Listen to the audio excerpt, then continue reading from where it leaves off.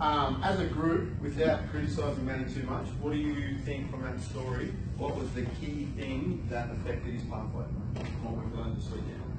I know, I read a couple. That's the first time I've actually heard his story. I've been mates with him for what, 15 years. What was the key thing? What was the one thing that kind of let it go? Yep. You don't have to raise your hand, boys, you can just chat. Like he said, he was only training 2 hours a day and he was playing Xbox throughout the day and going out. Not having that backup plan, I guess, like not having to go to uni or getting a job or something like that. Yep. You know what I mean? What else? There's a key part to that story that like hit me, but I think gets missed. Yep. Well, it sounds like it was doing all his training, but maybe wasn't fully focused. Fully focused. Yeah. So when he's at training, he's putting in 100.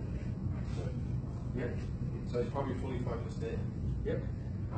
well, because he's at training only 2.5 hours a day, that's like a tiny part of the day. The rest of the day, there's just nothing to do with it. So, Yep. like, makes that not count. But So without like we don't have to dissect his life, but do you think he did goal setting throughout the day? Do you think he rolled enough? Do you think he went for recovery walks? Do you think he engaged in conversation around positive conversation in around, man, we're going to make it outside of his circle? He's got to get sort of about AFL guys, basketball, swimmers. Do you think he dissected in other areas enough, or we're still missing a key component for them? What do we think? There's one thing he said. Let's say he spends 2 hours a week, 2 hours a day training, right? Where did he spend the 5 hours after training? Out on town. Potentially getting on the piss, hanging out with, even though all those boys got contracted, they were a good crowd, but they weren't the right crowd for him all the time. Does that make sense, guys? Sometimes you've got to realise that you've got to identify being a part of the boys, even though all those boys are on the same pathway, is it the right pathway for you?